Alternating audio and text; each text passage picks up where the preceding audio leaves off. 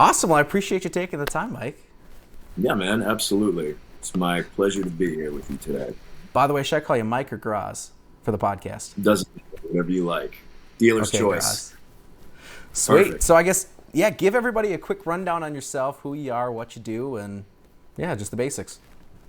My name is Michael Graziadei, and I'm an actor who currently lives in California, in Los Angeles. And at this moment, I'm currently working on the Young and the Restless. Awesome. I mean, and just to put it in perspective, a lot of the credits you've had, you've worked in Agents of S.H.I.E.L.D., Castle. Yeah. Man, there's a boatload of stuff. What's crazy is, I got to just say this now that we're recording, because you know this and I know this, but you were a customer of mine back when I was working in sales. And Well, that's how we get to know each other. That is. And what I found funny, though, was basically with everything, I remember looking you up because I'm like, okay, who is this? Okay, cool. And I just put it like down as a note or whatever. And I was watching frickin' Agents of S.H.I.E.L.D. that night. And I'm like, that son of a gun looks familiar on TV. And just to find out it was you. So, Yeah. so okay. That was a fun show to work on. Frakes, number two from Star Trek: Next Generation. He actually directed that episode. So it was very fun to meet him and to pick his brain about the industry and to work with him. I mean, that's pretty. He's a badass. He really is. He's a big time badass. So I guess how'd you get into everything? Like what? Because I like to dive into like what's the story? Like what happened? Like growing up into like college and high school. Like how'd you get started? Well, I think I've spoken to you about this before. I initially thought I was going to go to art school, and I applied to a few different schools. I was accepted, and I was ready to go. And the last minute, I just something was telling me it was the wrong path for me and the wrong choice. So I wound up applying to a couple liberal arts schools. I applied to Syracuse and the University of New Hampshire. Got into both. Went to do my tours. I went up to Syracuse, and it was really gray that day. Cloudy, cold, rainy. And our tour guide told us, he said this was a perfect day for us to be there because they get maybe a month or two of sunshine out of the year, and it's the month or two that you'd be home for the summertime. And, I quickly told myself that if I went up there in those dark, gray conditions that I'd, probably wind up hurting myself. So I opted to go in-state to the University of New Hampshire. And then when I was there, I was taking a bunch of electives and trying my hand at different things. And I took acting one kind of as a joke. Just thought it would be. Was it like to impress a girl or something, or? It was what? Was it like to impress a girl or something? Like, what's the story? No. I was taking art classes, and they're all telling you paint like this, do that, and I just was like, man, this is just not art to me. Like, I should be creating however I want to create. And then I took I was taking some music theory classes, and those were all well and good, but I've never been interested in music theory, which is horrible. Now I wish I had paid more attention in college. So, as one of my electives, I was like, well, this will be a fun class. Let's try acting one. And it was just nothing like what I had thought it was going to be. It was hard. It was challenging. It was interesting to me. And I found in that class what had been lacking from, not pursuing art and not pursuing music. It was my outlet to be creative. And they weren't telling me I had to do anything a certain way. I was just bringing myself to different characters and creating within the class with the other classmates that I had there. And I had always wanted to do a play. I guess I was too chicken shit, for lack of a better term, to go and audition for one. And then one of the teachers one of the professors at the university came to my acting teacher there and said, I have about 3 or 4 weeks before our play goes up, and I lost one of my leads. Do you have anyone that could fill this slot? My teacher And everybody else was Sackland. unavailable, so Apparently, everybody else was unavailable. So my teacher was Nancy Sacklad, and it was very hard to get a compliment out of this woman. And I still, to this day, take this as, the greatest. This was her way of giving me a compliment. I went to her and I said, hey, I spoke with Julie, who said she has the play coming up, and I just want to thank you for recommending me. Because she had, acting 1 classes, and then she had acting 4, which is, the highest level you could go. So she didn't recommend anybody out of there. She recommended me. And when I said that to her and thanked her, she said, oh, well, the character's name was Ensign Lovely, so I just, thought of you. I just took it as a compliment. Took it as a compliment and ran with it. But from doing that play, I think that was a moment, aside from being in the classes, getting on the stage, feeling the gratification of that, you get that instant gratification when you're on stage, instant response from the audience. That was like a drug. That was like, oh, whew, it got me good and high, and I wanted to keep feeling that high, and told myself if this was something that I could pursue and I could actually make a living doing it, I'd be happy for the rest of my life. No shit. So, did you ever do anything in high school or middle school that was like this?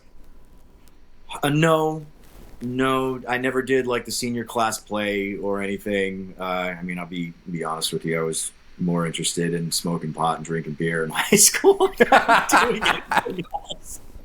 I wanted to hang out, in the art room. I just wanted to do art. I wanted to play guitar. I just really, I got great grades. It was all in level 1 classes and everything. Academia just didn't speak to me. I was more interested in being creative. Yeah, but I don't think that's a bad thing. I mean, you look at the kids in school, I find it great. I'm at the point in my life where I get to see people kind of coming out of college with their degrees that they studied so hard for, got 4.0s. Now they're working as realtors and insurance agents. Mm-hmm. With I can do that too if I in debt. wanted to.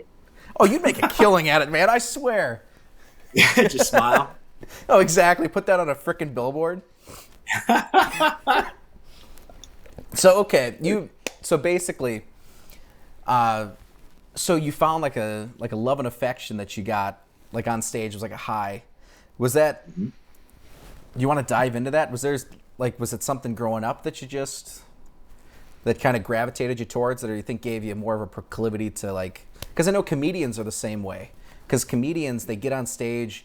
And I just had a gal on who got into comedy. She had a pretty rough upbringing. And she's going on stage, she's it was 1,000 dad hugs. And I wasn't sure, was there... You want to get into what it was like growing up, or no?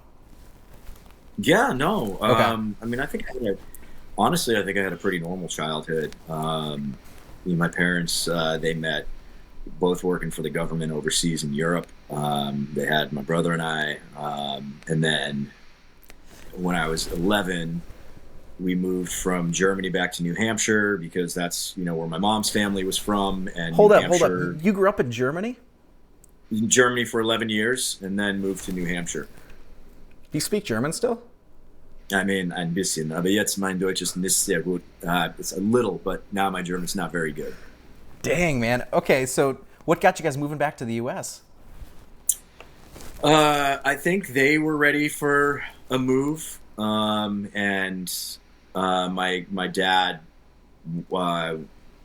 he was offered a position closing the nuclear reactor in Watertown, Mass. They had a base out there.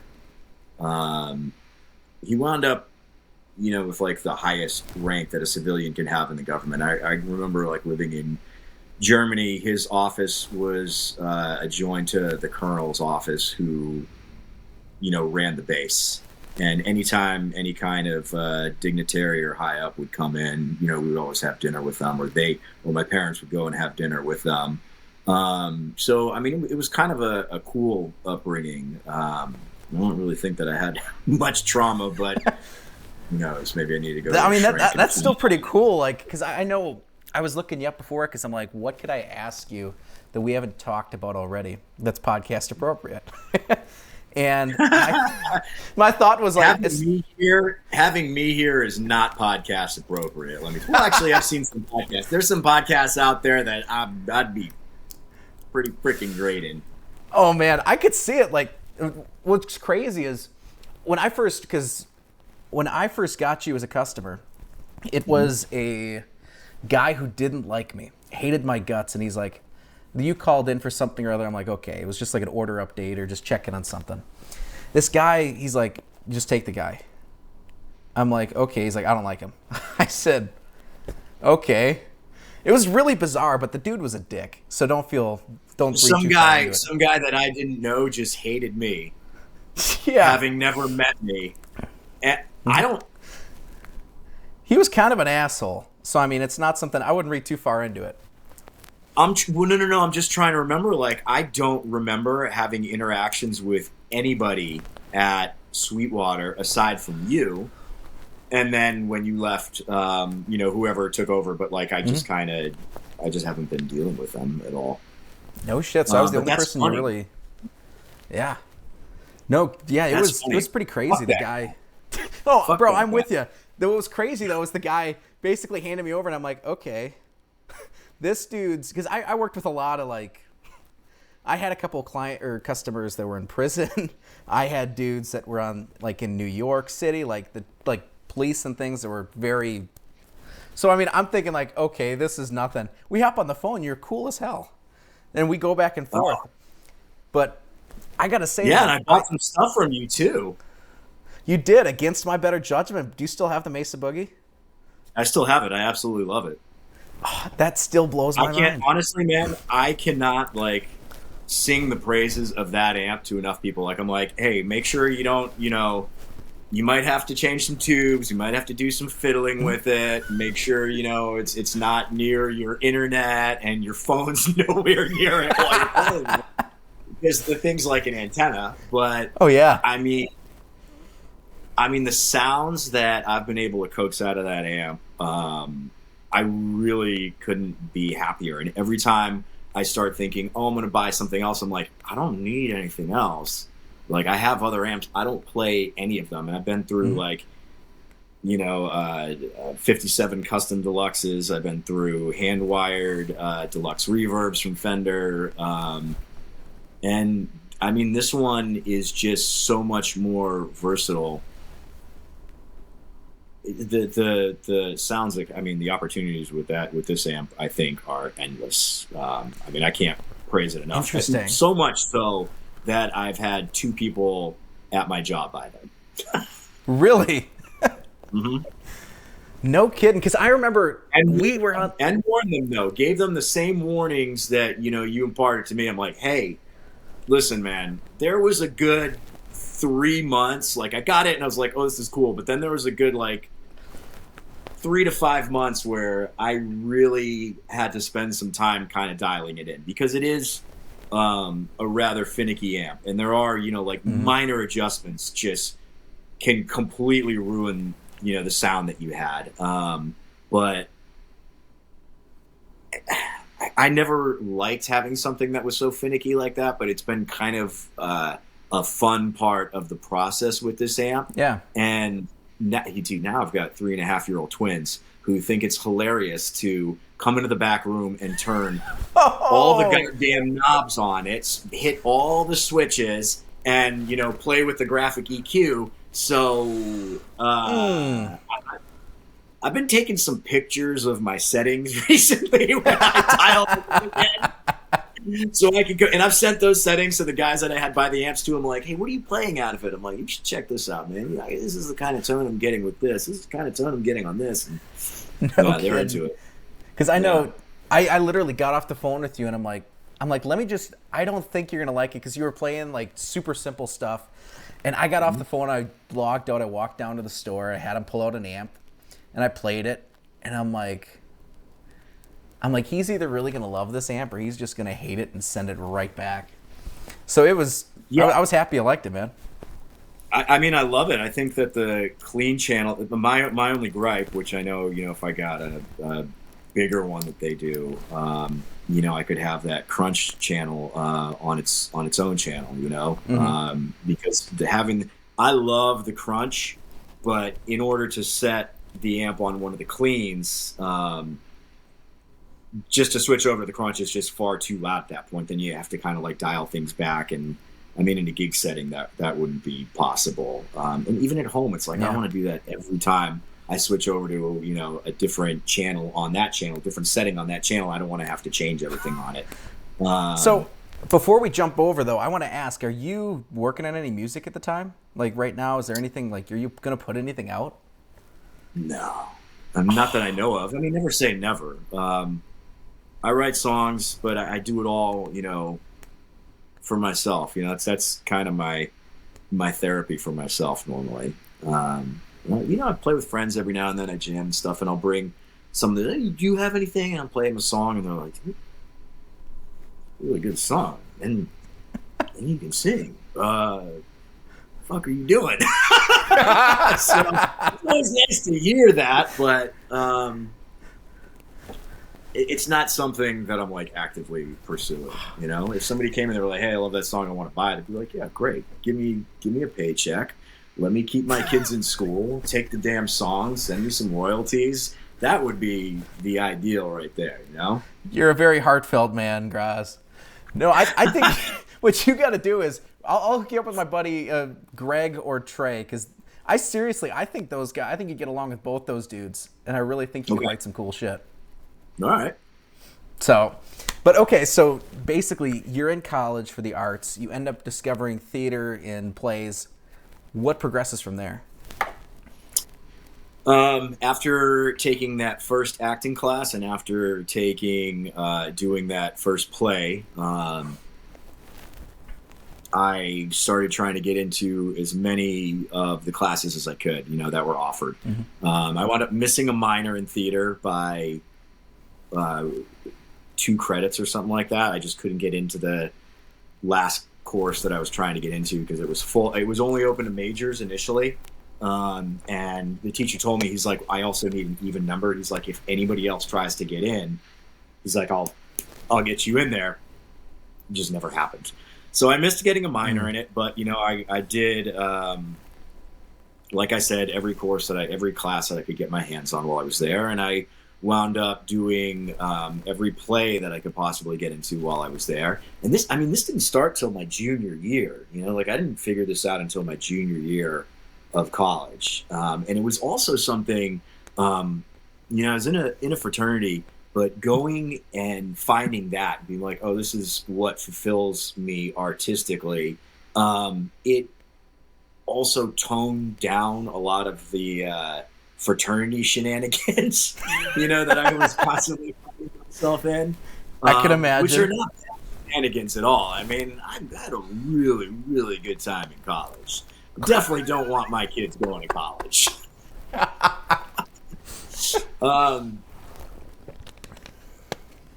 What was I saying? I'm sorry. So it toned a lot of that stuff down. And gave me like a clear kind of direction and thing that I wanted to focus on.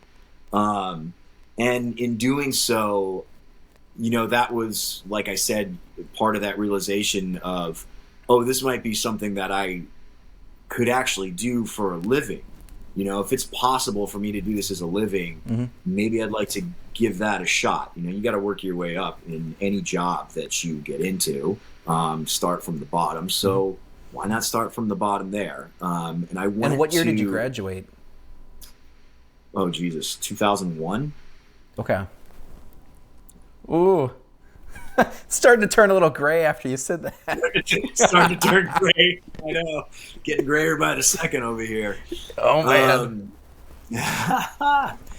I went to a few of the professors and just said, this is something I'm considering doing. You know, what would your advice be? And I had multiple teachers there say to me, you know, we never tell anyone this, but you should go and do it. No, So I found that, you know, it was just nice. You know, it was like, okay, I think, you know, these people who know something about this profession, this craft, they are pushing me in the direction of pursuing it. And you know, I didn't know what it was going to look like. I didn't know if it was going to be me acting. I didn't know if it was going to be me, you know, doing community theater for the rest of my life. I didn't know if it was going to be me figuring out that I wanted to teach what I had learned to other people. But I moved back home, spent, I think, a year and a half back home after college, working in a bar and trying to save some money. And then I just where's bit back the home bullet. for you? New Hampshire, Nashua, New Hampshire. Okay, just making sure. Yeah, and I worked at a bar called Margaritas. And talk about having fun in college. I had a lot of fun at Margaritas too. I guess the you know, the general theme here, if I had a bullet point it would be that, you know, I had a lot of fun no matter what I was doing. I still have a lot of fun. Who the hell am I kidding? So I got sidetracked for a second. So what keeps you like? You're an energetic dude. You're always like somebody who's just what, like, how do you do that? What inspires you to just Cocaine. No. yeah? I've always been, I would say, an emotional person, I guess, or it's been easy for me to tap into emotions, which I think has lended itself quite well to the profession that I chose and what I'm doing currently. But you know, the world, you look around, you see so many people down and so much shit happening all the time, and it really has to be, you know, the only person who can change anything, especially for yourself, is you. I mean, I've always been a firm believer in that. And even to this day, I mean, I still need reminding on it. Like, I get down on things and I'll be pissed off about something. And my girl always says to me, she's always like, the only person that can change that is you. She's like, it's all how you're looking at it. So, you know, I would say for the majority of my life, I've always tried to look at the good and try and see the good and try and just live in that place more. You know, live in the moment and be present and make the best of whatever the situation is. So I think that's cool. lended itself. I mean, I've always been energetic, I guess. I've always been a bit of a clown and a ham. And my kids are the apple does not fall far from the tree at all, let me tell you. Hey, there you go. Just don't let them go to college, right? Please God, no. So okay, you're working in Margaritas. What's next? Saved some money, and then I grabbed a buddy of mine and said, hey, I'm going to move out to California. This is what I want to do. And he's like, yeah, cool, I'll go with you. So we moved out. We got a one-bedroom apartment together. He didn't last too long. You know, he was there for a few months, but I could see that he didn't want to be an actor. He came out, he was doing like more like personal training kind of stuff. So, you know, he was like, hey, I'm going to move back, but you know, I'll send you some money for the rent and whatnot since we signed the lease. And I thought that was very stand up of him. And, you know, I remember he was like going to continue doing it, but then, you know, I got a bartending gig and I was bartending at the Saddle Ranch on Sunset, which is a spot, man. If you've ever been out to LA, Saddle Ranch on Sunset is another very fun place.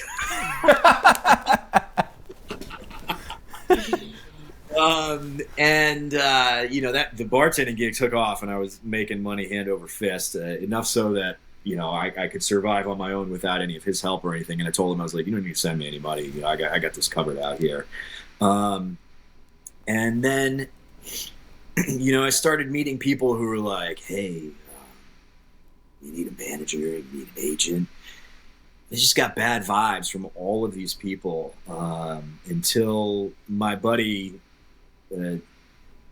he was coming in the bar and he was like, I just got this gig. I'm going to start working on the show in New York. He's like, you and I are alike. He's like, my managers just started their company not too long ago. Would you like to meet them? And I was like, yeah, sure. I love that. And I went and I met with them. It was so much different than, all these people that had been approaching me at the bar to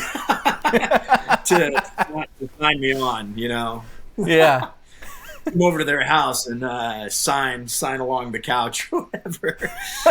There you go. Nice and, change the mood, right? Yeah, yeah. They immediately were like, yeah, hey, here's some auditions, bring them in, we want to see them. And they started working with me and they were like, we want you to get into a class, we want you to do this, we want you to do that, you need this for your headshots. And it was never I had to give anything to them. It was just listen to them and, have them tell me what I needed to do personally in order to try and make myself successful and, in turn be successful working with them.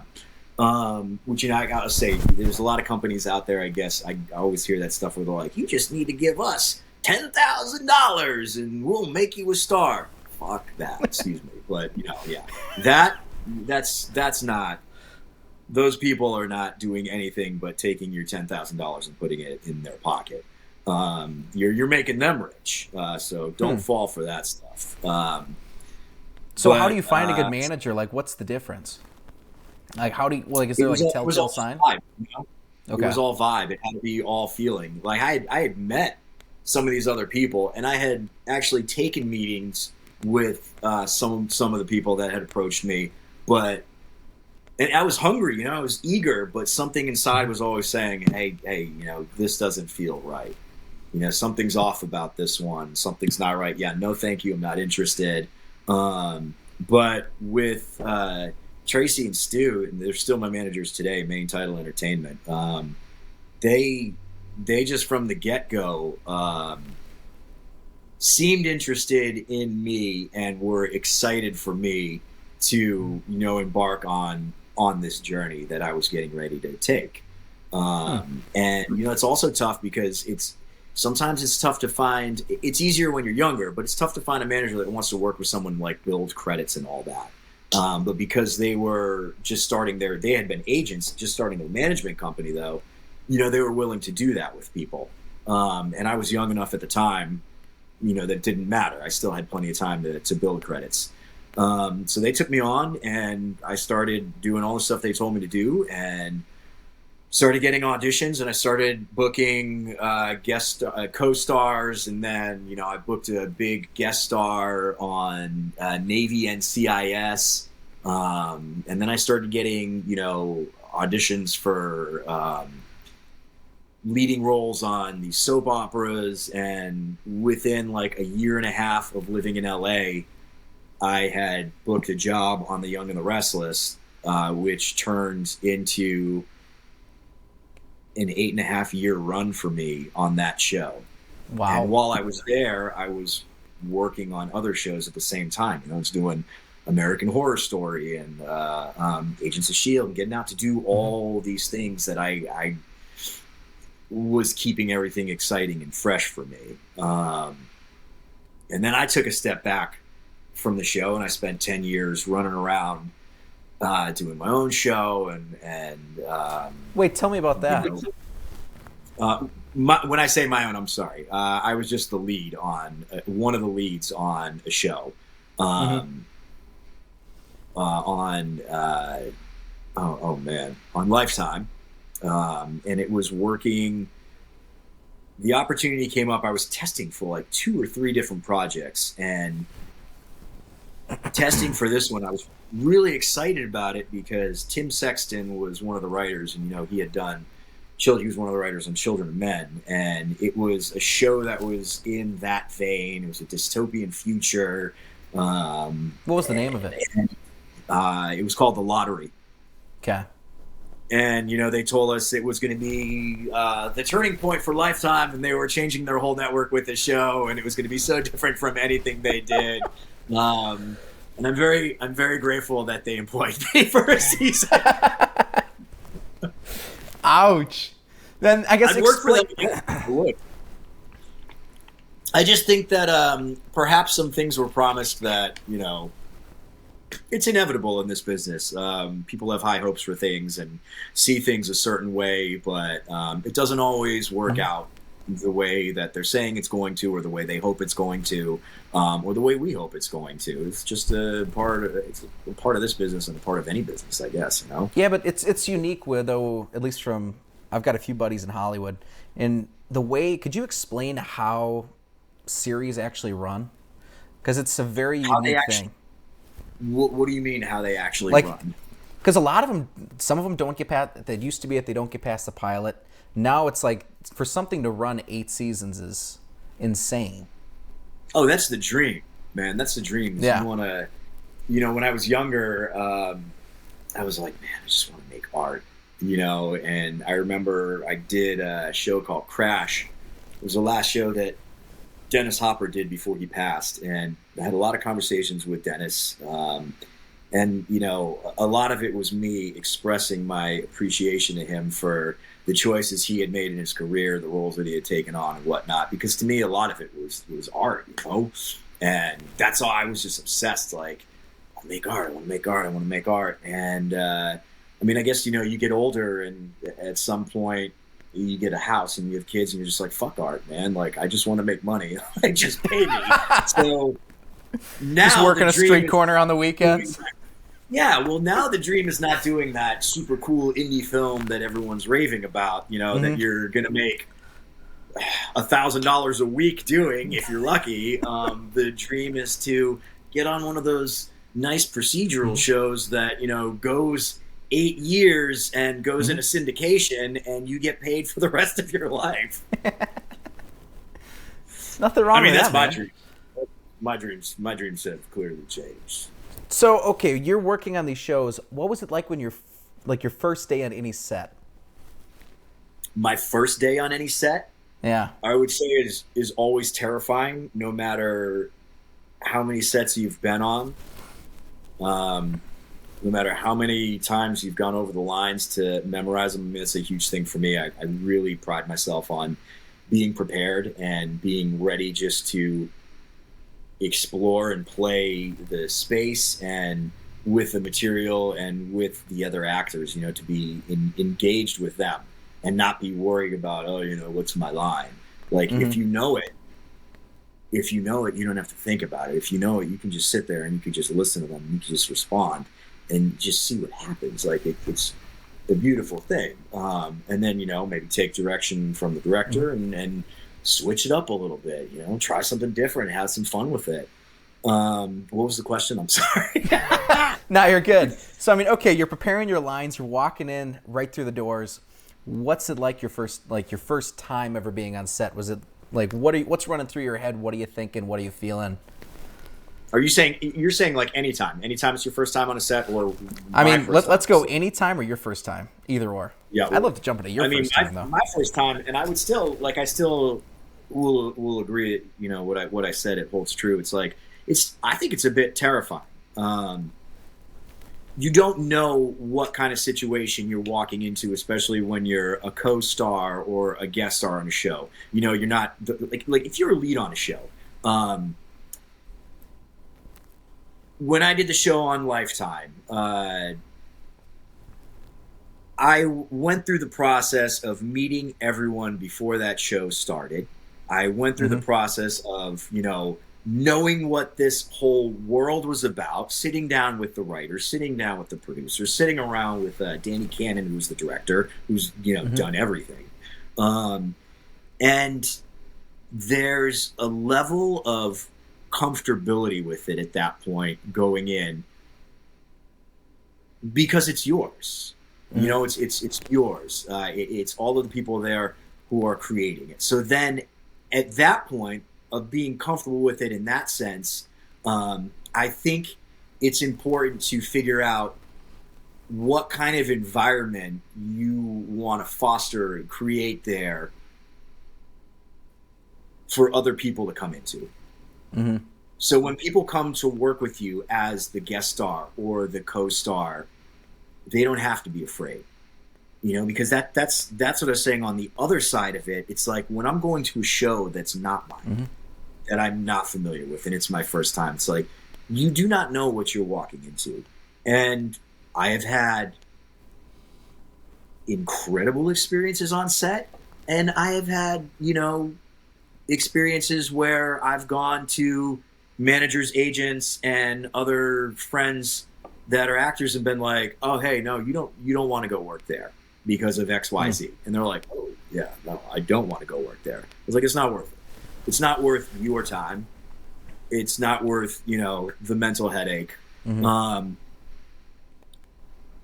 So yeah, I mean that's it. You know, there's just an uncertainty when you're walking into a show that's not yours. And I guess just to put it in well, perspective with like a guest show or with a guest star spot, because I mean, mostly when we talk, we're talking music. We very rarely talk film. So I'm curious, when you walk in there, at least from what I hear and from what I know, and correct me if I'm wrong, but you're walking into a place where these people are working, eating, sleeping, breathing, like everything together for so much time that they develop tight bonds. You're walking in there almost like an outcast at a party. stranger. You're a stranger there. 100%. You're walking into somebody else's world, and you don't know what that world is. You know, and you have to be ready for whatever it might be, for whatever might arise. I mean, I'll give you an example. Yeah. I'll give you an example. Castle. You mentioned Castle. When Castle first started, you know, I got a thing for an audition for a guest star on Castle.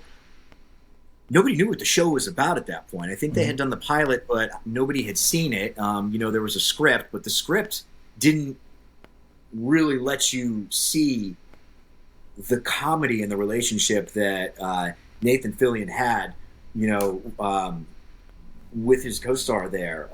The way they were working together, like that I didn't know what I was walking into. And I got there, and Nathan Fillion was like one of the nicest people I had ever walked into a set and met, and he was like so warm and so inviting, and he made it very easy for me to be there. Same with Dennis Hopper, same with Gary Sinise, Mahershala Ali. Like, you know, these are people that I remember because they've made an impact on me, the way they conduct themselves and the way that they've welcomed me into whatever the project is. So I, in turn, try and do the same thing with other people because I like the way that feels, you know. I don't like the way it feels when people are ignoring you or they don't want to talk to you or whatever it is.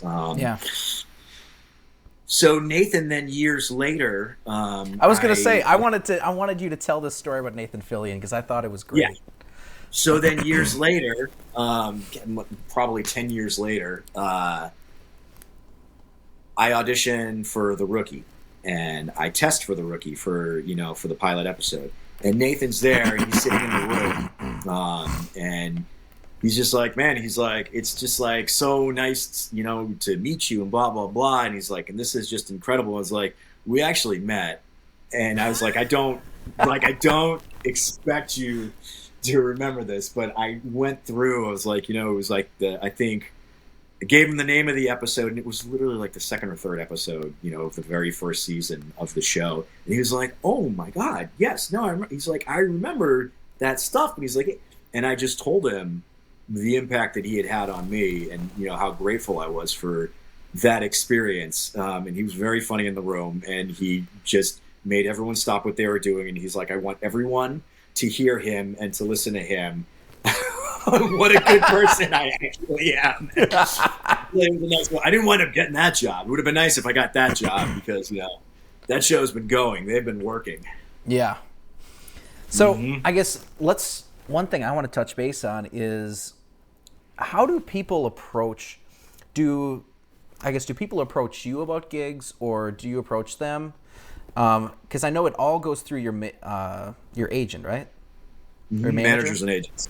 You got So, managers and agents. could They you have explain that different whole doors. process? Yeah, sure. Yeah. So you got your team, you got your managers and your agents, and they're constantly keeping an eye out on the breakdowns and everything else of where they think you would fit into these projects. They're reading scripts, and they'll send them to you and be like, "Hey, we think you'd be great for this. What do you think?" And then it's your job to review the material and be like, "Yeah, of course I'd like to audition for that," or "Hey, I know he's the lead, but there's the number 4 on the call sheet that's way more interesting, and I would actually like to do that instead. Can I audition for that character?" And I mean, I've done that before, and I've had casting directors be like, "No, we don't. We'll let him do it, but we want to see him for the other guy, the one that they initially wanted or the one that was initially pitched." And then it's your job to change their mind and let them know that, yeah, you could do that guy. Yeah, we could do this guy all day. We want to see me do this guy. This guy is going to be so much more fun for me to do. And then it's also, yes, people, you'll get offers, and the same thing. It's your job at that point to take a look at the offers and decide if it's something you want to do, or something you have the time to do, or something you just want to pass on. So how many offers do you typically get in a week or a month? Oh, is that a lot? It's just, recently, no. It's just, oh man, I'm going to be honest. I'll be completely honest with you. And it's a lot of it's just, I'm trying to figure out the best way to. For me, there have been offers that have come through that I've been very excited about, and I've gone on to do the project and work on them. But there's been the majority of offers that have come in. It was like things that I just wasn't really interested in, or we knew I was never going to do it. For the most part, it's the jobs that I've had to put the time into auditioning, either putting myself on tape, either having the relationship with the casting directors, having them bring me in for specific roles, going in there and just killing the material and taking it from there. Just one and done. Do it and let it go into the universe. Stop thinking about it. And a week, a month, 2 months later, when you get that call and you've forgotten all about that job, then you're ecstatic because you're getting that confirmation that you did a good job, and they want you for this part. So that makes it a little easier walking onto the set, knowing that they want you for something. So how do you handle rejection? Because I'm not saying you get rejected a lot, but if you're shooting this many shots, chances are you're not hitting all of them. The name of the game out here is rejection. There are, the actors are few and far between that are living that idealized, fantasy. Everything's just dropped in their lap. It's a grind. It's a job. It's not fun. It's not easy. It's constant work. You're constantly reading scripts. You're constantly, having people pitch you and either not getting it or, getting the opportunity, and just nothing happens with the audition. Or, I can't even tell you how, I just said the rookie, like I can't tell you how many projects that I've tested for and then be like, "Hey, you're the guy. Just kidding. We're giving it to this guy. Sorry." No, the studios, they have you signing that dotted line. They have you signing your life away before before the tests are even done. They have those deals in place, ready to go, and it's very easy to start in your head counting that money and figuring out what you're going to spend it on. And then quickly realizing that money does not exist and that opportunity is not going to happen.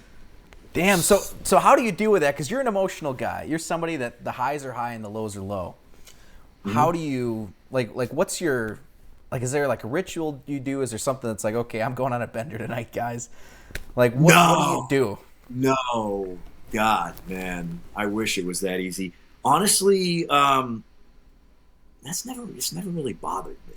I mean, yeah, Hmm. yeah, it's shitty. It's like you want the job, you don't get it. Like, it's a little bit of a letdown. But I think that you've always got other stuff going on. Play my Hmm. music at home. I have my girl. I have my 2 kids now.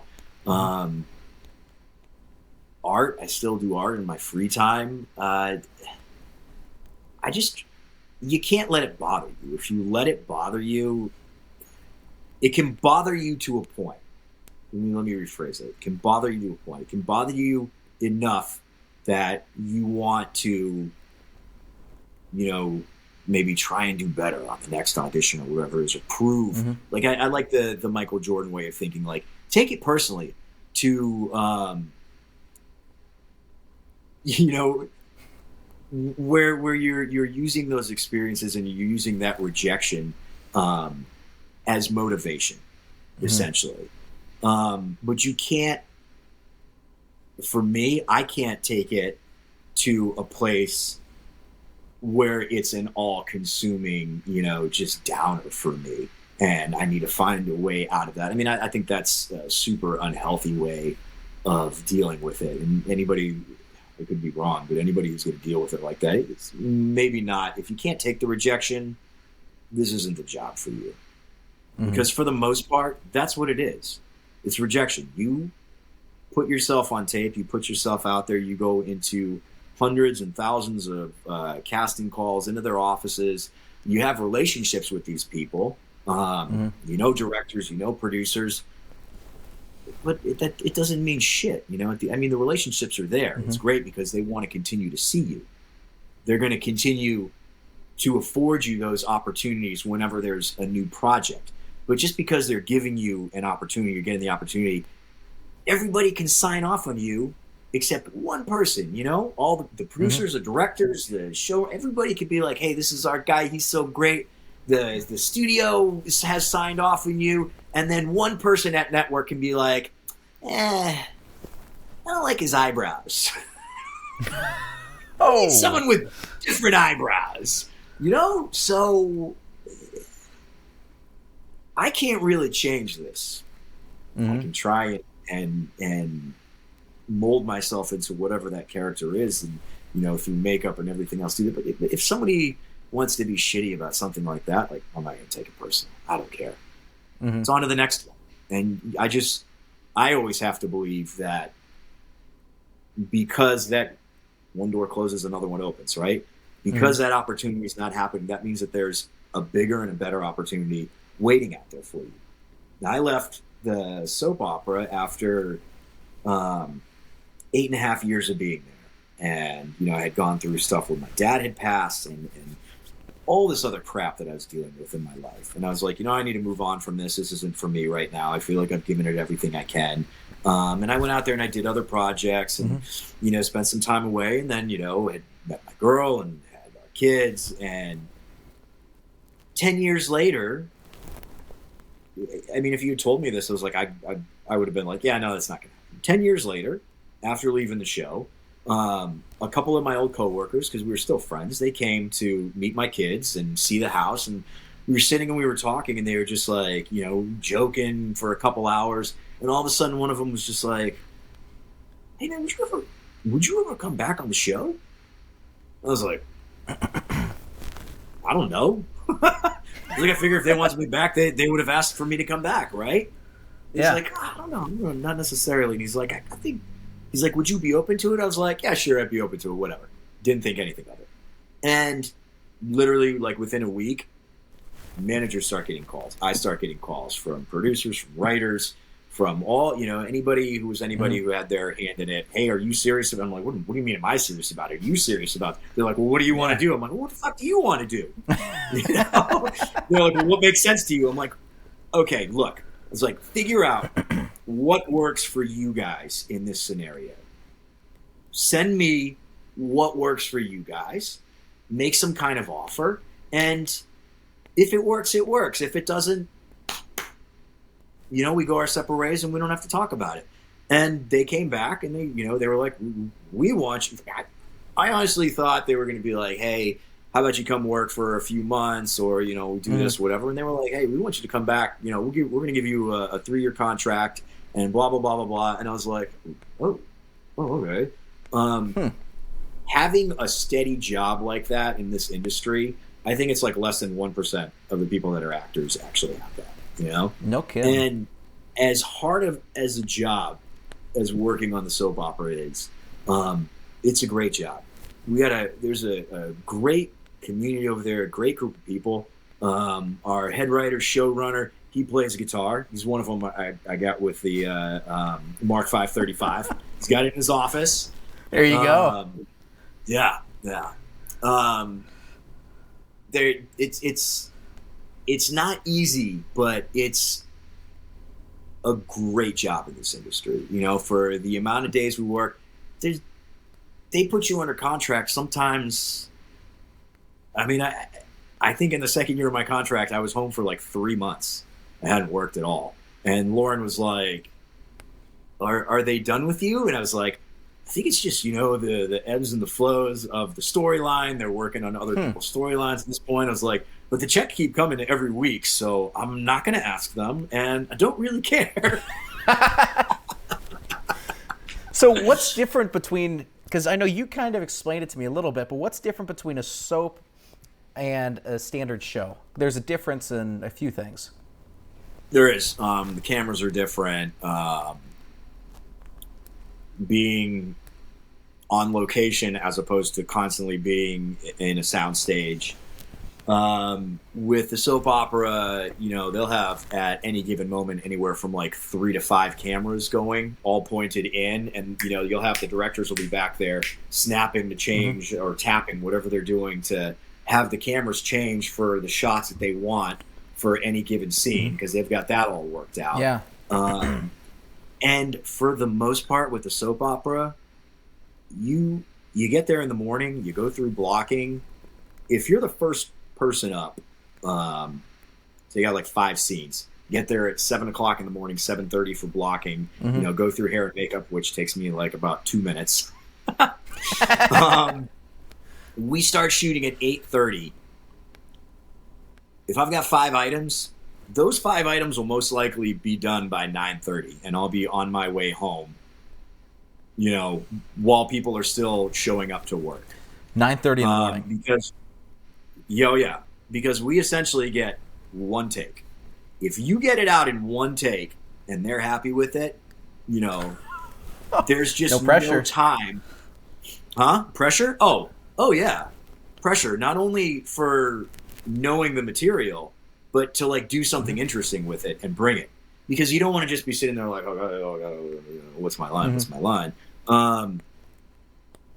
Before we hopped on our call today, I sat with Lauren and we spent about an hour going through 25 pages of sides that I have for tomorrow, which I had already. Wow. Yeah. It's like a play every day, and sometimes there's more. Like sometimes there's been days where I've had 63 pages of sides, 70 pages of sides. Terrifying, daunting, but it's put me in a really great place for other jobs, because if I go on set, we talk about the opposite now, doing a primetime TV show, where a soap opera is filming essentially an entire episode, maybe more, in one day, because our show shoots 5 episodes in 4 days, sometimes 6 episodes in 4 days. So where we are doing anywhere from 60 to 80 pages a day, a primetime show will be doing like 6 pages a day. Wow. Maybe 7, and if those 6-7 pages might be different scenes too, they might be little things here and there, and you have multiple camera angles and coverage, and everything's shot in a wide, and everything's brought in and shot up close, and then they get super close, and you have to. That's a different kind of hard, because you're there all day and you're trying to deliver on whatever emotions it is over and over and over and over and over again. That's the nice thing about the soap opera. It's like, if you can dial it in, if you can pull that up and you can get it out, they're going to capture it in that one take, and they're going to be so happy with it. So how are you like, when you get called in for a guest spot or anything else, are soap actors more sought after for those skills? Are they sought after? I don't know. I don't know. I've definitely had people, when I've worked on their sets, because I've had scenes where, it's like a 7-page monologue that I've had to deliver or whatever. Mm-hmm. I've had the writers and the directors just be like, oh my God. It's seeing how prepared I am, and they're like, were you on a soap opera, or, oh, that's from your soap opera training? Because they know the amount of material that you have there, that 7 pages is nothing. Yeah. Like, I would kill right now for 7 pages a day. But the trade-off would be, I'm not going to work at 7:30 in the morning and possibly being on my way out of there by 9:30 in the morning. Yeah. The trade-off is, you're going there at 4 a.m. maybe, and you're not leaving till 7 p.m. That's insane.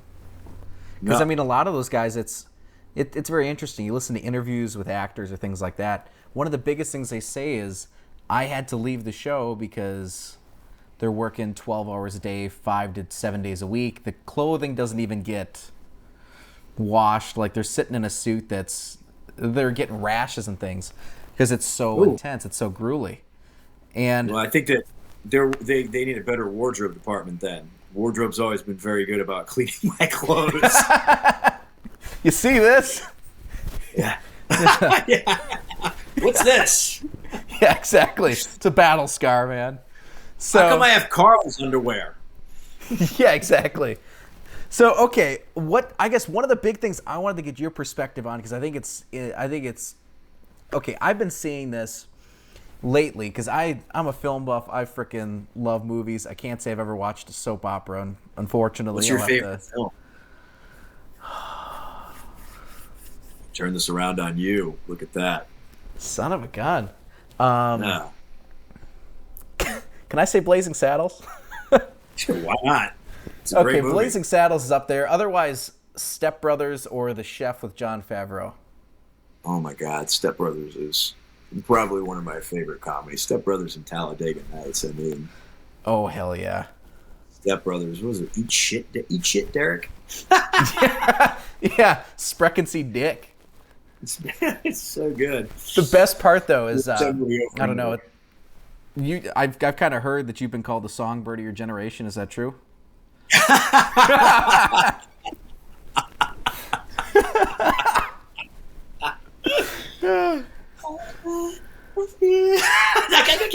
can't do it. It's throat, majestic. So, yeah. Oh man, they are the dynamic duo, man. They're fantastic. So, what's your view on independent films? Because I know there's been a lot of uptick in it. Lately, it's been, I don't know. It started out political, and now it's gotten. It seems like, due to the accessibility of recording equipment and everything else, I mean, you could buy a good camera for $2,000-$3,000. Mm-hmm. Like, the entry point isn't as high up, so it's making for a lot of independent films. Then you got the political rhetoric, where people are trying to do things like that. What's your view on the independent film scene and how you view it, since you work in Hollywood? You're working more mainstream. I think that independent film is incredible. I think it serves an integral part in the community of Hollywood and of entertainment as a whole, because it allows regardless of if people want to make a political film or whatever, but it allows some of these stories that some of the big studios, the big networks, they might not be tackling, or they don't want to, or they don't care. It allows for other voices to be heard and other stories to get out there. And I mean, there's been some incredible independent films. I know, I would say more so for me, ones that impacted me, not recently maybe, but I think the problem with the issue with me saying that is my kids. So it doesn't matter if it's an independent film or a big studio blockbuster. I'm not seeing it. I'm not seeing anything until it's on Netflix or Prime or whatever.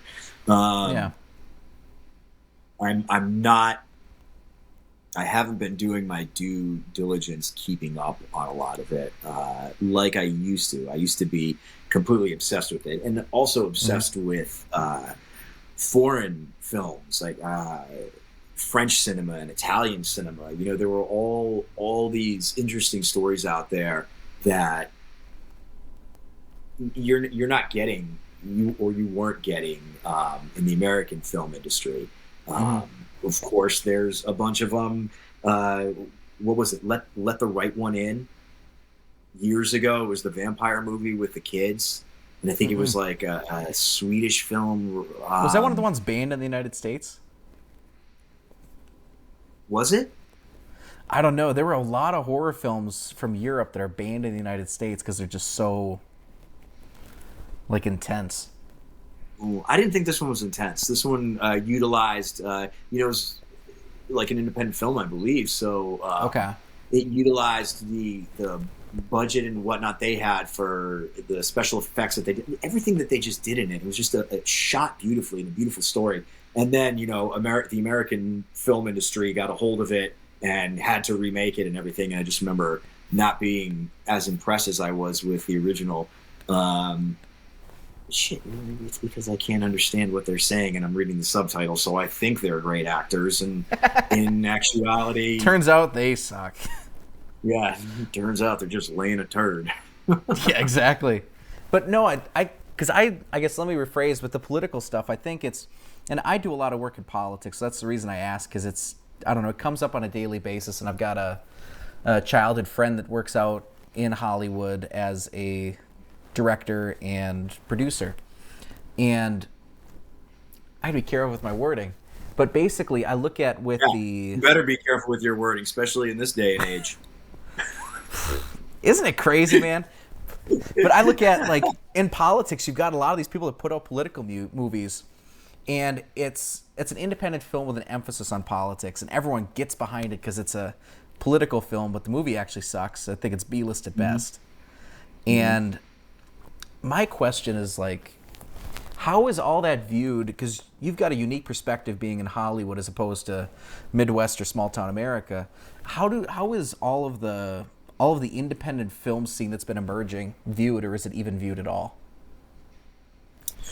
I mean, I think I know like some of what you're talking about, because I've definitely seen a push with some of the films, like some of the messaging. There's definitely been a push, I think, on like the Christian side. Yep. I've got, a few auditions have come my way, and I got to be honest, like they just didn't speak to me. And looking at it and doing the research, I was like, oh, this seems more like almost like a propaganda film to me. I'm not really interested in doing it. I was like, it's not something I believe in, and that's where it becomes your duty as an artist and as an individual to figure out what you believe in and what you feel comfortable with. And I mean, shit, I don't know, if they offered me enough money, I might believe in it. No, I think that's fair. I mean, you got to do what works for you, because I don't know, I'm Christian, but I think a lot of this stuff, it feels pushed. Like, when you watch a good movie and something hits, you're just like not even religious or anything, but like Step Brothers, when they say the right thing at the right time, like you're just feeling it. Or a great example is like You watch like the old Rambo or Rocky movies. You're ready to get in the ring and kick the shit out of somebody. Or a Rambo movie, you're ready to go out in the woods and survive on toads and tree bark. Like, but I think with a lot of the films now, it seems like they're trying to push, and I think the right and the left do this, so I'm not going to criticize one or the other, but it seems like they just push an agenda, which I think is, I don't know, I think it kind of takes away from film, because I think a lot of these independent films have a lot of potential, because I think they're great ideas, but I think when you start mixing in political affiliations, people at the end of the day watch a movie because they want to escape reality. They don't want to think about their job. They don't want to think about the world. They don't want to think about the government, what's going on the left or right. They just want to sit in a movie and pretend they're in fairyland for an hour or two. Yeah, but I think you also have to, look at how art is more often than not going to be imitating life, right? So if things are happening around you, people are going to be writing stories about that, and people are going to be trying to create things that either support it or are against it or are pushing their side of it. I mean, it's the same way I feel with politics and the news and all that kind of stuff. And I mean, you also, I think, can't forget that, you're saying you love film, you're a film buff. I'm the same way. I love this industry. I love, growing up and escaping in the movies. But that's, it's also, you see a preview for something, I know I don't want to watch that movie, right? It's like they can make it. Yeah. There is an audience for it. There are people out there that are gonna eat it up. There are people, I think, unfortunately, that might be swayed one way or the other with material. But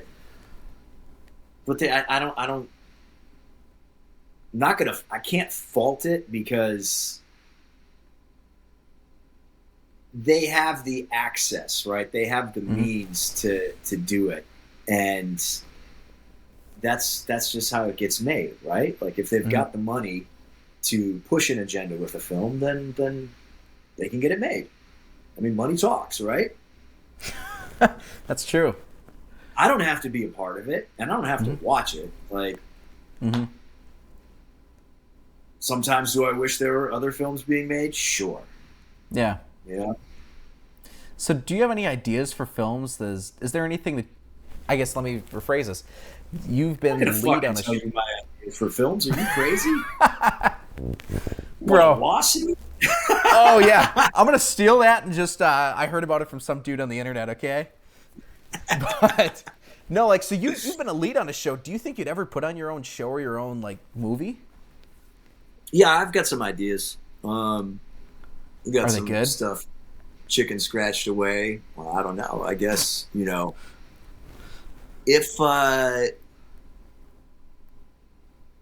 if one of these ideas goes, if we do it, then I guess we could sit down and we can have a whole conversation about that process again. But yeah, I've got one particularly that I've been kicking around for a bit and started throwing it, off of other friends, trusted friends who are, creators and creatives and writers and whatnot, because I'm not a writer.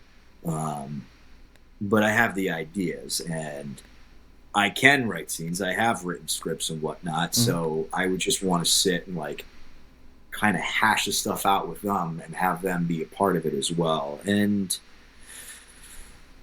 I mean, that's part of the dream too, right? I mean, you create a show and it gets picked up, or a movie and it goes, and then you can just sit back.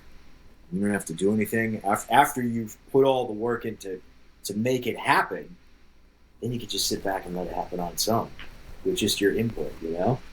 Yeah. Make that money. So, like, what's the process to get a show going? Like, if you decided tomorrow, you're like, I want to do a movie about, or a TV show about, two 45-year-old stepbrothers who have to move in together, like something like that. What's the process to actually get the ball rolling in Hollywood or in film? Every studio would probably tell you that movie's already been done, and it was called Step Brothers.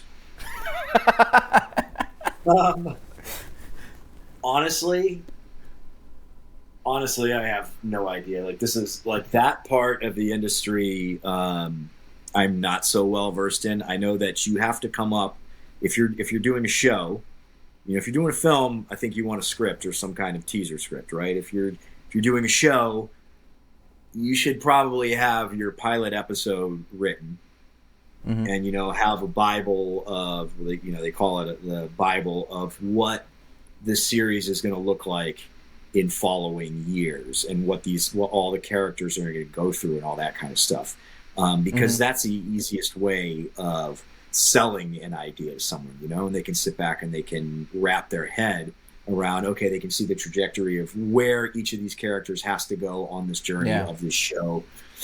And I'm sure film is the same way if you're, pitching maybe more of an idea as opposed to a script, because I know you can get paid to, write an idea, write a script. So, hey, I've got this idea and I want okay, cool. Here's $50,000, go write the damn thing and come back to us, and then we'll change everything in it for you.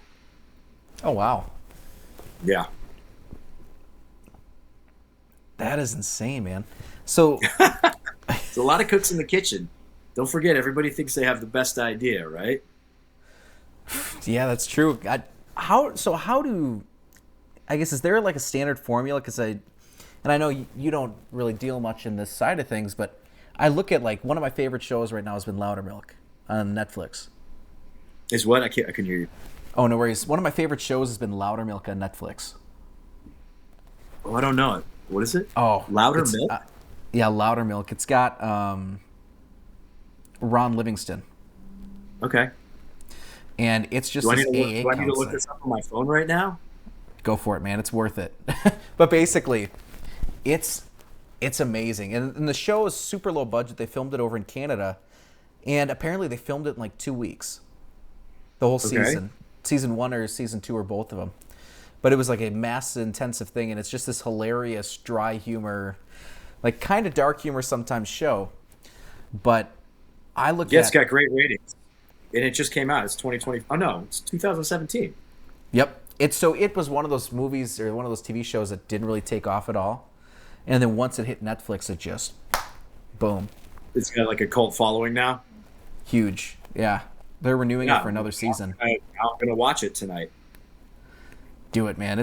You're going to laugh your ass off. Sam Loudermilk is a recovering alcoholic. This sounds perfect for me. And substance abuse counselor. Fantastic. You might learn something. Maybe. Something. But no. So when you look at, like, they're filming it in like 2 weeks, like, how long does it typically take to film like a normal season? Non-soap.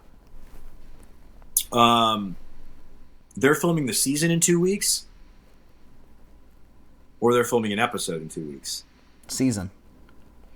A season in 2 weeks. I mean, that's impressive. Normally, an episode of a show will shoot a week and a half to 2 weeks. It'll be anywhere from 8 to 12 days, depending on the show, depending on the budget, all that kind of stuff. Oh, wow. Mm-hmm. 8 to 12 days per episode. Yeah. Dang. And those are only, working days. You still have your weekends off. So that's why you're looking at like 2 weeks, 2.5 weeks for a show.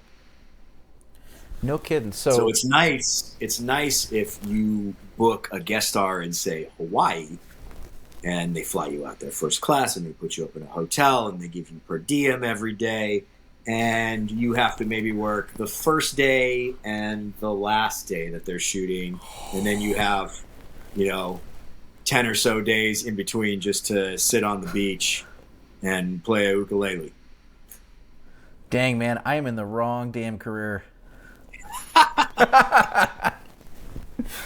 So, like, are there a lot of people still moving to Hollywood? Is that still the big dream? I would imagine that people are still coming here. I mean, there's constantly new actors, whether or not they're all, Nepo babies or what.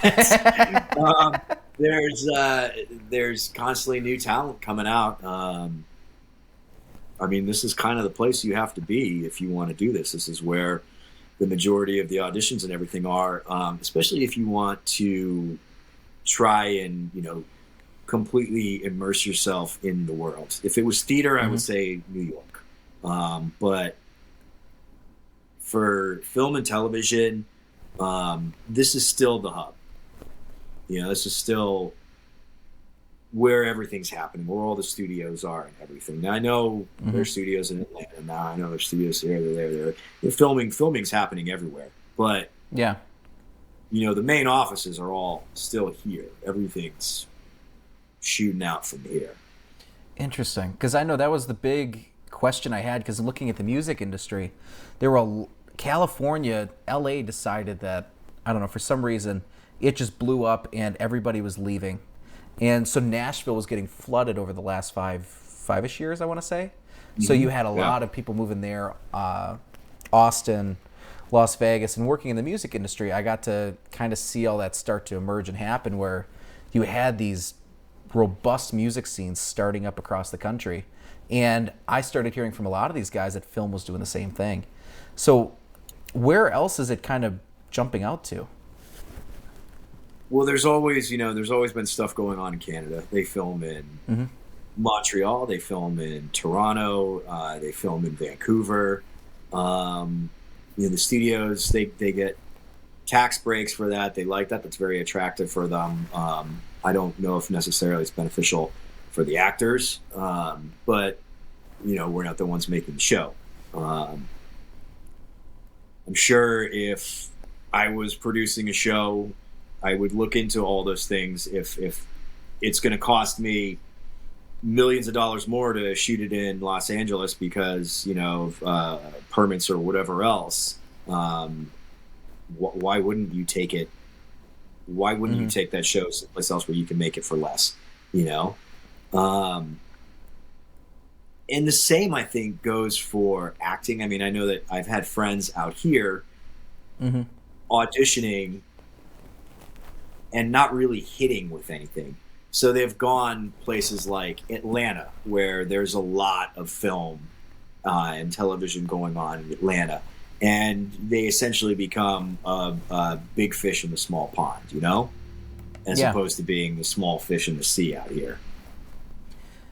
No, that's interesting. Where else are you seeing it pop up outside of Atlanta? So it provides opportunities as well. Even though some of this stuff is moving into different cities and they're, forming their own little community of it, they're providing, locals there with there's the influx of jobs in hair and makeup and everything else for those people there, as long as they're not all being shipped in from LA, which isn't happening.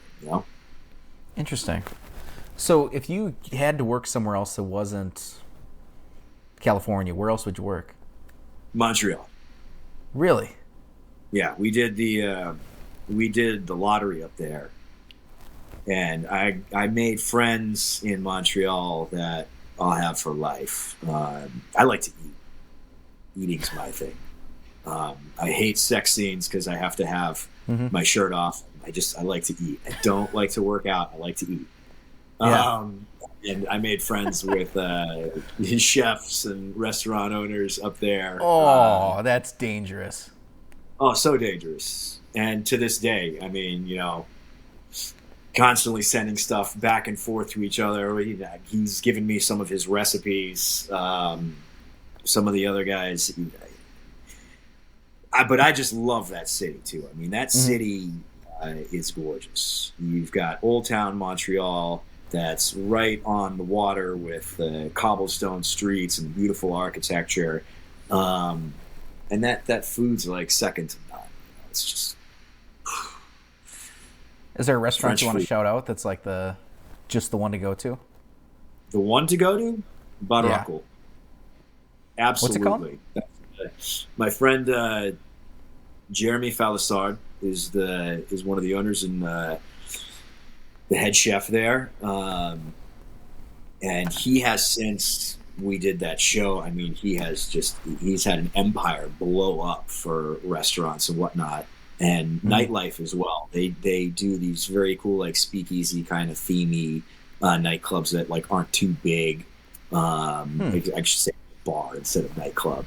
And then the restaurants, he's got Fugazi pizza. The pizza and pasta is insane, and Fagua. It's like elevated comfort food, like elevated comfort diner food, if that makes any sense. That makes sense. But the man can do no wrong. I hate him so much because he is so good at what he does. And you know, the thing with him is he's always willing to learn. Like, he's always doing something where he's learning something new and trying something new. And I think that's important in all facets of life, especially when you're trying to be creative, and especially, you know, for someone like me. Like, if I felt like I was done with it and I couldn't learn anything, well, fuck me. Like, I don't belong here. Yeah. You know.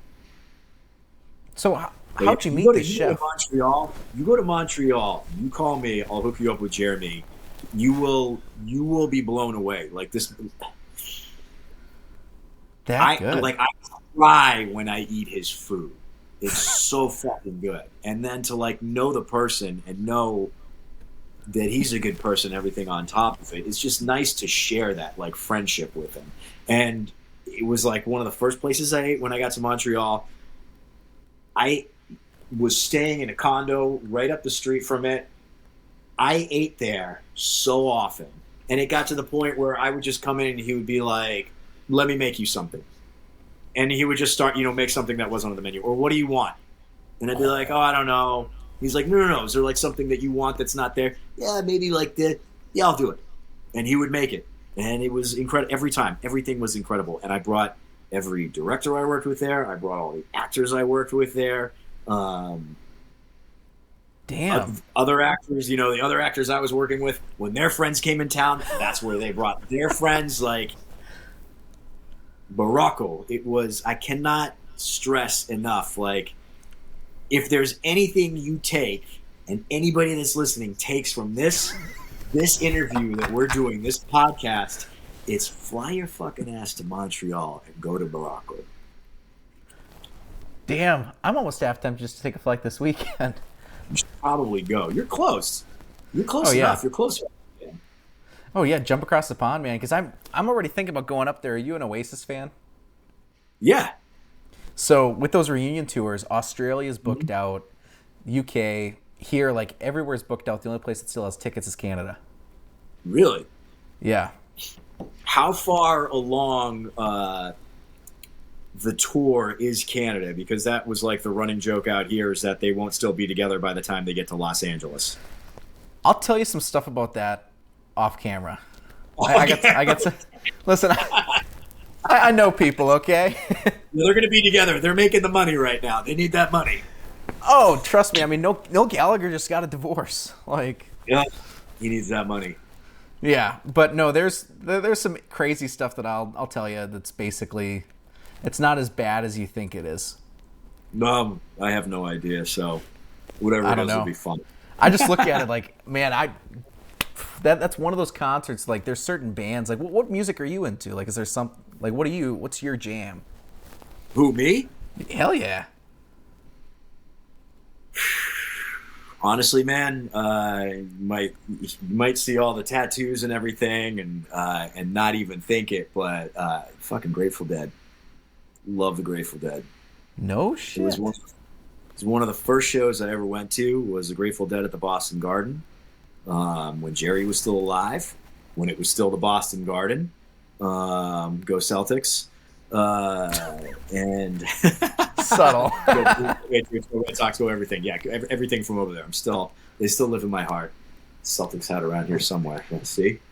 Oh, ready for the playoffs. Whatever. The Bulls aren't in it this year, are they? Man, most people aren't in it this year. Most people aren't in it. What was I saying? So you were saying... So, fast forward years later, I hear John Mayer's playing with the Dead, and I'm like, I'm not a John Mayer fan. I don't really care. And then I saw some interview. It wasn't an interview. It was... I think it was the Bob Saget... like the memorial thing that they did on Netflix or whatever, or Comedy Central. They did something, where a bunch of like the Full House people were there and other people from his past, and John Mayer was there, and he just kind of like sat back and played a little guitar here and there, but like, and it wasn't like the John Mayer show. And I was like, oh, it's interesting. I'm like,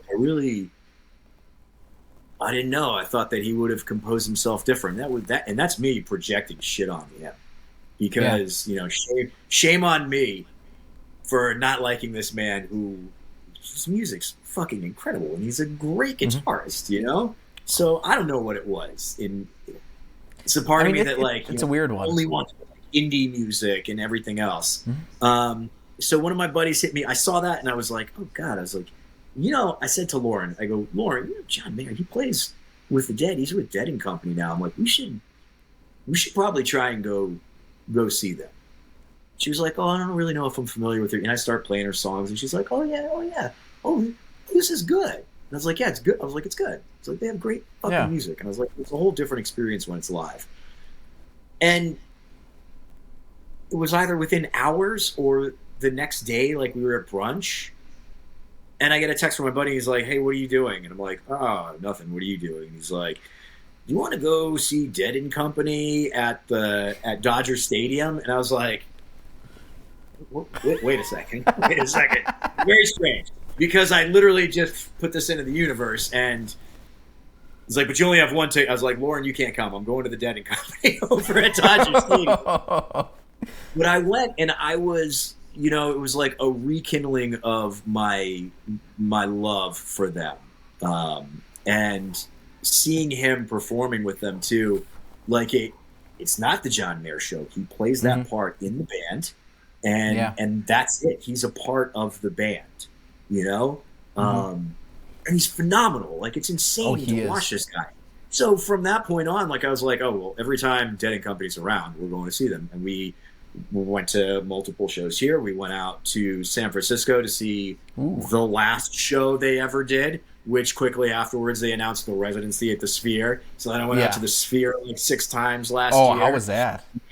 Oh, that. I mean, that just melted my face right off of my head. Man, I can't say I'm a huge Grateful Dead fan, but there's certain tunes like I'm a big fan of the Counting Crows. No, awesome. Like, wait, the Counting Crows or the Black Crows? More Counting Crows, but I love the Black Crows. The Counting Crows basically was just because I had a buddy of mine. Because working where I worked, I mean, we worked with a lot of high-profile people. Not to brag, but I mean, they got to buy their stuff somewhere. So I had a buddy who worked with the Bare Naked Ladies. Oh, yeah, of course. But no, he goes over and he's working with like the Counting Crows and like 38 Special and like just a boatload of different bands. And they'd always hit him up when they're in town because save on shipping or something, or just try something out. And he's like, you want to pick up a reverb pedal and we'll get you some tickets to the show? And he's like, sure. And he goes over and he puts something out there and he's like, hey, who wants to go see Counting Crows? I'm like, I'm bored. I got nothing else going on. That band put on one of the best shows I've ever seen in my life. That's good. Absolutely insane. They got up there and they did, do you know Rain King? No. Oh, listen to the live version. The studio version's okay, but there's this part and it's like, it normally kicks into the chorus and they're just like still playing through the chorus, and then instead they did "Ba-dum," and they just had like the lights going and everything else. And fortunately, the guy who was the studio guy at Sweetwater was their old front of house guy. So like, I walked up to him and I'm like, so what are they doing back here? Like, what's the secret sauce in the console and everything else? And the guys there are super cool. Dave Bryson, incredible guy. Great talking to him, but that's one band. And jumping back though, their cover of Friend of the Devil. Okay. Oh, it's absolutely incredible. I'm going to be listening to all of this. Oh, I'll shoot you over some stuff. I'll blow up your phone after this podcast. Yeah, sure. Why not? So, okay, aside from being a deadhead, because I know one question that I had somebody that wanted me to ask on this podcast was, if you had to do it all over again, what would you do differently to become an actor? Or is there anything you do differently? Like, if you had to start over right now, nobody knew you, you had no reputation, what would you do? And I'm this age? Let's say you're maybe 100 years younger. um, honestly, I wish that I had known sooner that this is what I wanted to do, because it would have been, I think, beneficial to be learning and be on set from an early age, as opposed to, not really dipping my toes in until college, and then coming out here after college because this is what I wanted to do. Mm-hmm. Not to say it hasn't worked, but there's something to be said for spending a lifetime devoting yourself to something. Like when you have these brilliant genius musicians who from age 5 are composing music. It's like they knew that that's what they were going to do their entire Mm-hmm. lives. They knew that that's what their purpose was. It's like I didn't know that this is what my purpose was. Yeah.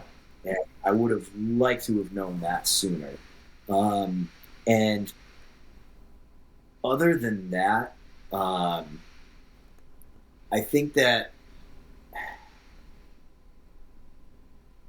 I know we were talking about this before and saying people go to school for something and they do something else. But in knowing that, I would have liked to have gone to like a performing arts college and completely immersed myself in every aspect of being on stage, stagecraft, scenery, everything Mm-hmm. possible. Try out every. I mean, I've gone through different classes out here now and done different acting techniques and whatnot.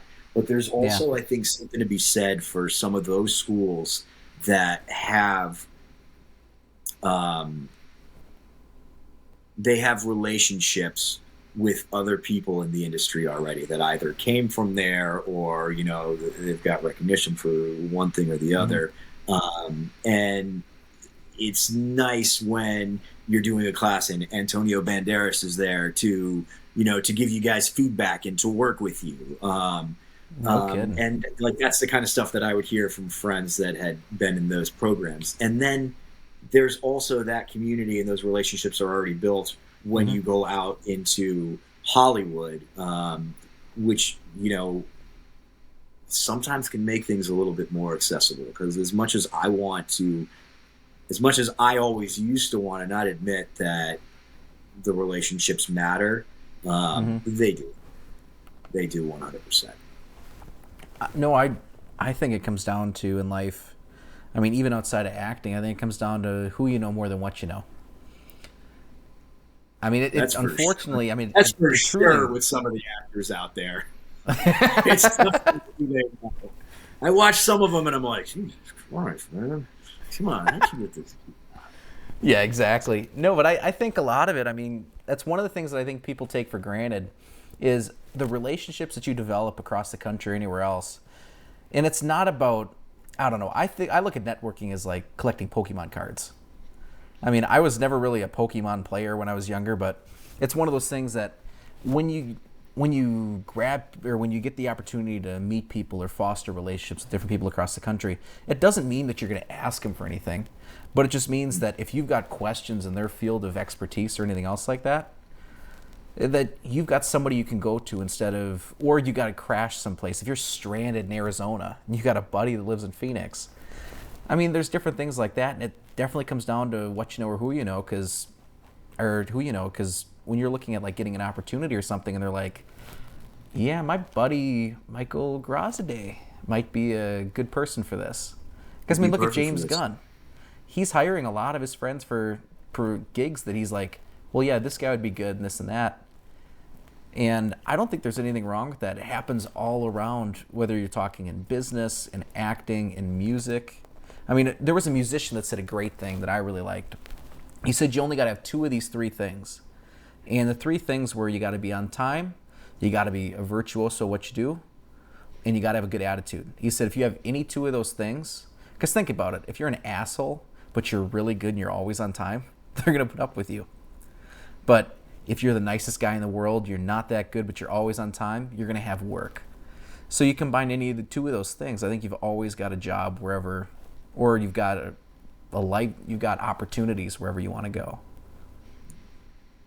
Well, that's part of, what you were saying before, like, oh, you've got this energy. How do you keep it up? I like I like my quiet time, but I also, if I'm doing something, I like to be engaged with people. And I like to make people feel warm and welcome or listen to, whatever it is. And um, I just have always, I guess, kind of found that important. And what you're saying with the relationships, it's 100%. Anytime I've worked with a director that I've gotten along with, Mm. I've always been like, hey, you want to exchange information? We will exchange emails, phone numbers, whatever. Go have dinner, Mm. have a drink, keep in touch with each other. And more often than not, these projects come along, and then I'm like, oh, look, so and so is directing this. Oh, hey, man, I just saw your name on this. I got an audition for this thing. Yeah. Is this something? Do you think this is something that I should, worth me coming in for? Oh, what? We'll just give it to you. We'll tell them, and they'll, or no, this isn't something for you. Actually, we think that they're going to go in this direction with Hmm. that character. But it's helpful. It's helpful to hear that, Yeah. because then I'm not wasting my time on something. Hmm. And they've also told. There's been other times where they're like, hey, we don't like pushing for anyone. We want you to know, even though we've worked together before and we know you got this job without us saying anything, just because you were the best one for it. Hmm. Like, literally everybody else picked you, and I was just like, oh yeah, I can direct this guy, I know him.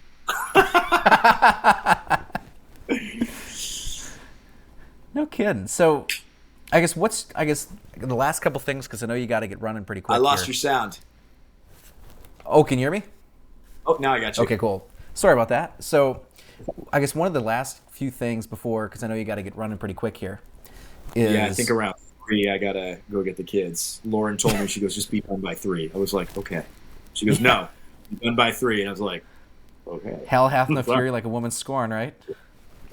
So, like, what's your secret to networking? How do you do it? Because I know that's one thing that one of the things I love about you is we're kind of the same way. My parents used to think I was a drug addict growing up because I was My mom always still thinks energetic. I'm like that. It just happens, man. Like when you're bouncing off the walls, you're running around the room, and you're just like naturally energetic. People are looking at you like, I want what he's having. But what's your secret to networking? Like, how do you do it? Like, what's is there something like tactics or tricks or things that just work good for you? Honestly, wow, man. Honestly, I'm kind of a bitch in the sense that, like, if I don't like someone, like, I don't want them in my circle, and I don't want to be talking to them. So it's like I said, if I go and I have an experience with directors or actors and we start becoming friendly, it's like, oh yeah, this makes sense. Like, let's do this. Mm-hmm. Let's exchange information. And whether it's a text every 2 years just to see how they're doing, or checking in on a different project or whatever. It's because I have that relationship with them, and we're friendly, and I'm comfortable doing that. Same with casting directors.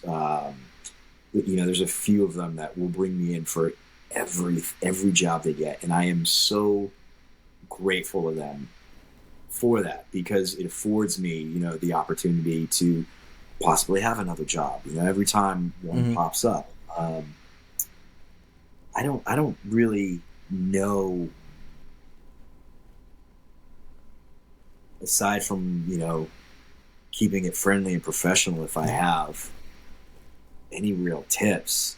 I mean, I know people used to be like, oh, you need to go out and you need to network at these parties and whatnot, but that's not my thing. I don't want to be someplace where I don't know anyone and trying to figure out Mm-hmm. how I can get ahead, how I can climb by meeting Yeah. these people. It's for me, it's always been more of whatever environment I've been put into, of a job that I was currently working on, whatever, there's connections that you make there and opportunities that arise through that. Mm-hmm. So I guess I've always just kind of been humble about it, and not as thirsty, if that makes sense.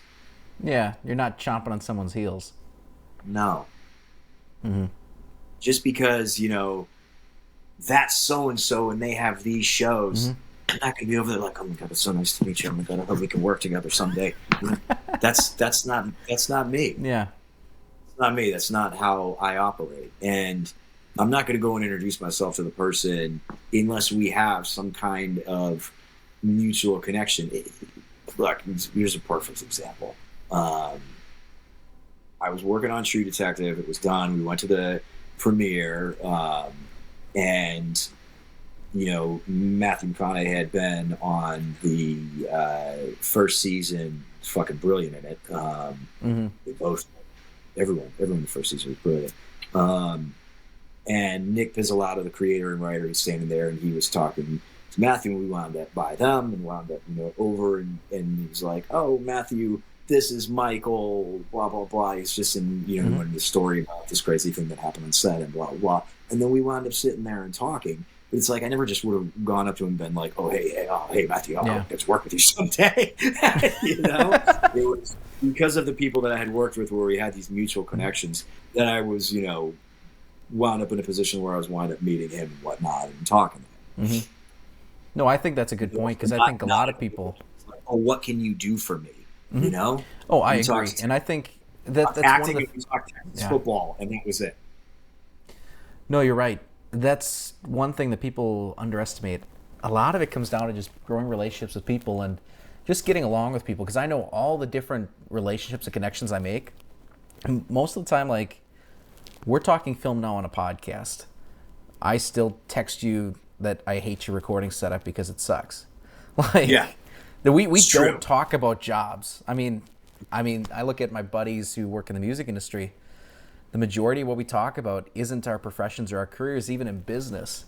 It's not that. It's talking about football, how some experience happened. And I think you made a great point that I don't think anybody said on any of my podcasts yet, is there's definitely something to just knowing people and then working, or not, it's not even working their connections. It's just meeting people through other people, as opposed to just walking and be like, "Oh, I want to meet you." It's like, no, just know who you want to know, because the people you get along with, you can tell if it's true. You could tell if you actually get along with the person, or if it's just complete bullshit and you're like trying to cozy up to someone else. People pick up on that stuff. It's not something where you're gonna take and just randomly do it. I mean, yeah, there's odd case scenarios, but yeah. No, I think that's probably why I've continued to work with probably 2 out of every 3 directors that I've ever worked with. I've worked with them again. So, to wrap it all up, what's the biggest piece of advice you'd give to anybody in the film industry, or we'll just say actors? Get out. Leave more opportunities for me. Fuck off. Oh my gosh. What was it? What's the piece of advice I could give? Yeah. Is there something like? And then in addition to that, what's the biggest thing you're still working on? I think we talked about it earlier. Like, if you can't take the rejection, this is not for you. No, that makes sense. And then the flip side of that is, what's the biggest thing you're still working on? Because everybody sees what people portray outside. What's the thing that you're still like, I'm working on this to try to be better at this, because it's like the one thing that is there something, like, what is that for you? Personally, professionally, either. Personally, patience, which I think, seeps into your professional world as well. Trying to think about the way I'm reacting to something before I'm actually reacting or saying something.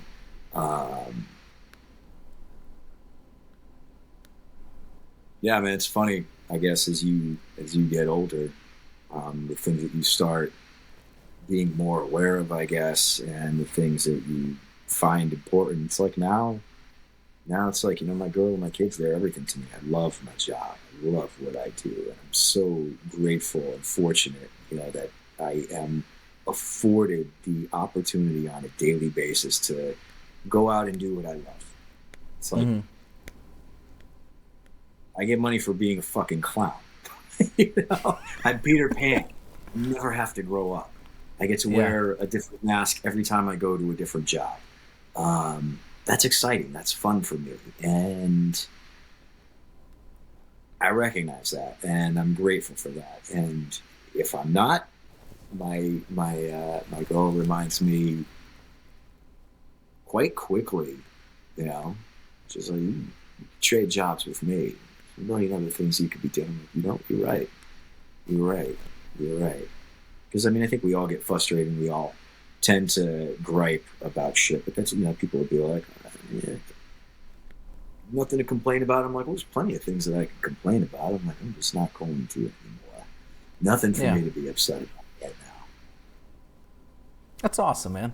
I love your outlook. I think you're an awesome dude. Thanks. Some questionable choices. Fuck that guy that told you that I was a problem and gave me to Oh my God. to deal with. I'm still thinking about that guy. Do you remember the guy at all or no? Really don't care about that guy. Oh my gosh.